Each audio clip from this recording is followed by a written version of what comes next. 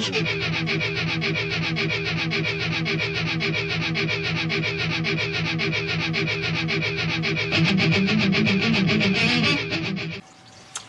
guys, back onto the 132nd Zucchimura HS129. I'm into the fuselage. I am going to close the fuselage up, and all these panels that you can open up here, I'm not going to do that. So the internal structure, I wasn't sure if you would see any of it. It doesn't look like you will, so I'm not going to bother painting it. And the ribs and whatnot in here, I wasn't sure if we needed that to beef it up, but it doesn't really seem like you do. It goes together pretty nice, and it seems okay. So I'm likely not going to bother even putting these frame pieces here in. The only parts you're going to see are really this tail wheel section here, which is here. Here's the structure put together, and it looks as if after it's together you can slide this piece in and secure it. So I hate putting the landing gear in before I close the fuselage, because then I have the mask and whatnot, and it's a pain in the ass. So I'm not going to do that. These gun bays here, here's the inner portion of it, which is this. It's to give you this detail if you're going to have guns displayed, which I'm also not going to do. So I probably didn't have to put that in, but I did. I have noticed in this kit, and I didn't deal with a couple of them I should have. There, you can kind of see it there. There's an ejector pin mark there. The gun may cover that one, but there's a couple in this seat. I won't be able to pick it up. Too dark. Let me add some light here. Let's screw my white balance up.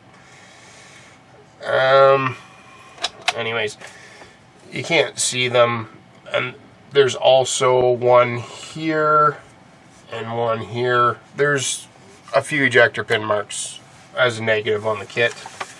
They're not severe, easily dealt with. It's just you do have to deal with them. Here's what I'm talking about with the panels that I'm going to put in. You can, by the looks of it, paint the inners of these panels and have them as open doors, so you can see in the fuselage and this detail, which is really nice. I'm not going to do that. So next for me is I'm going to paint this area, I think, even though I don't think it's going to be seen, just in case you can, through certain angles, see it through the glass. This structure fits here. It's got to be painted RLM2, as does the back of the seat. These legs will interlock on this, so a little bit of painting to do. I have to paint in here, RLM2 like I just said, all on the bottom here, some cleanup and painting, and then I'll have the fuselage halves together today. So I'm gonna get to the paint booth. Hey guys, I've jumped ahead here a little bit and did some work on the fuselage. I've got these covers in. To clean that up a little bit. It's funny what the camera picks up that you don't see. I've noticed I'm going to need some filler in here. that could be because I didn't use all the bulkheads, but everything fits pretty good. I did notice there's a bit of a step in here. I'll probably have to sand down. The only thing I'd have to worry about rescribing is this, which I don't think will be too bad. I put these sills in, which is funny, like funny queer, not funny haha. Pick it up here. It shows them here in an orientation where this indents in. I didn't find that worked on mine. I put them on reverse of what the instructions said, and that might not be right, but that's the only way I could get it to fit decent. So I've either screwed my fit up here in the cockpit a little bit, it needs to be squeezed in more, or the instructions are wrong. I'm going to lean towards me and not that.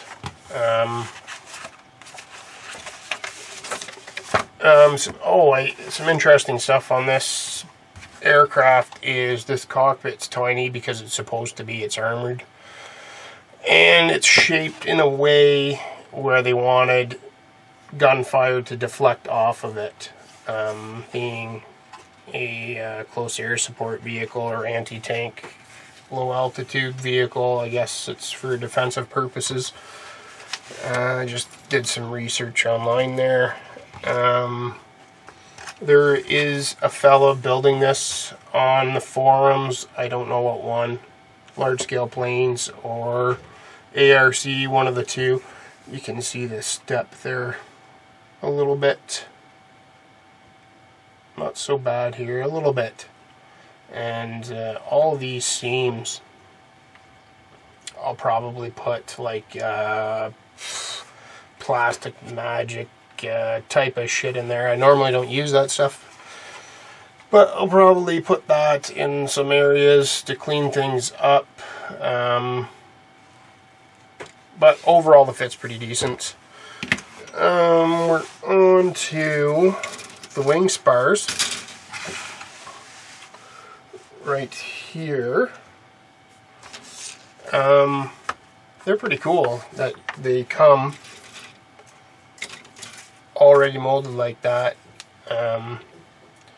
There's lots of pieces that you have to remove. I don't know if I have to because I'm going to button it up, and I probably won't bother with the fuel tanks and whatnot, but I missed a few in here.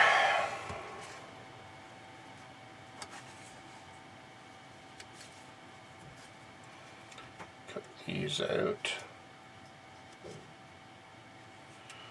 It says it doesn't show that one here, so I'm assuming it comes out too. I don't think, like I said, because I'm buttoning it up, I just don't think it matters. But let's do it. Yeah, I'm gonna leave it. It's so flimsy there. I don't know if I want to mess with that too much more. Let's see if the wing spurs fit. You would think. Yeah, it says they do. Interlock.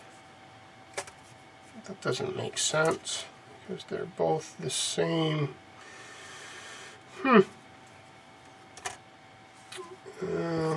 Let's see here. What's what? I would think.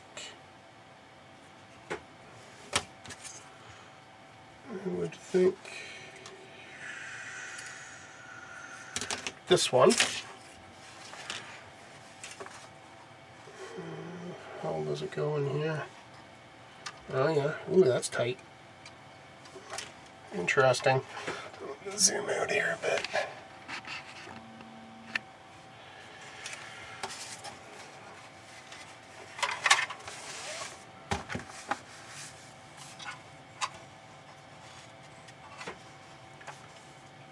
So that's saying it's giving you some surface area to glue. and that would fit in there. So this has to go in here, and this has to go in here. I'm gonna have to clean some shit up here. It looks snug, and that's probably a good thing, as long as we can get it in.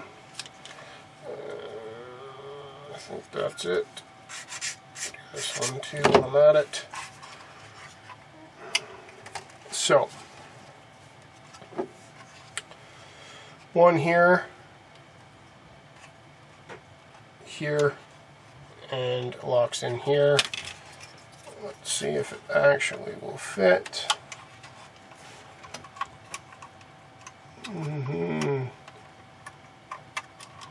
Oh, look at that. That's amazing. Yep, it slotted in no problem at all. I thought for sure that ain't gonna fit, but it did. That's pretty cool. Now, why would it show this one? Oh, because I'm a moron. That's why. It definitely goes this way. So we're gonna have to cut this guy off and sand that down. Let's see.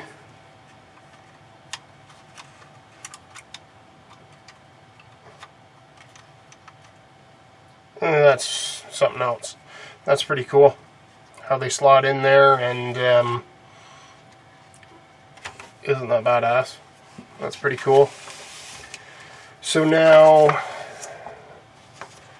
the next parts are the MG17 wall and ribs. So they go into this front portion here of the wings. And I'm going to have to read ahead and figure out what I'm doing, because I'm closing it all up. I'm not going to have it in the internals, but I think I'll need this to put the barrels into. I'm assuming. I haven't even looked at it, but I'm assuming. The magazines I probably won't bother with. Fuel tanks probably won't bother with.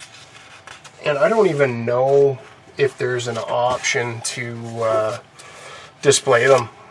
Like, maybe they're thinking somebody won't put the outer skin at all on and just leave the internal structure, but I don't think there's panels to show that off.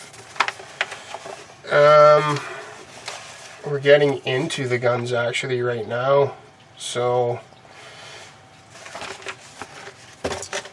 yeah, from the inside out, this kit released today. This is Friday the 13th. There's a metal barrel option, metal gear struts, and weighted tires. I think I'll get all that stuff, but I'm going to use it on the next release. I'm going to keep this one completely out of box. I've done some things on this that, like there's some ejector pins and stuff that I haven't dealt with, and I'm not going to bother. I'm going to build this kind of as a test build and go to town on the next release with the big cannon. Before we get into the wing skin, what do we have here? More magazines, fuel tanks, covers for the magazines, and then we're getting into, next is our skin, which is cool. Some of the bottom structure, and I did hear there is a fit issue here, so I'm going to clean this up off camera, try and get it fitted the best I can, and we'll get into this stuff for the next video and see how the fit is. If I find I don't have to pull all this stuff, I might as well leave it, because I'm not putting the fuel tanks in, so I'll give it some added stability. But as far as the wing spars go, that's pretty cool looking, eh? Like that's right off the sprue. That's pretty cool. Alright guys, I will see you soon.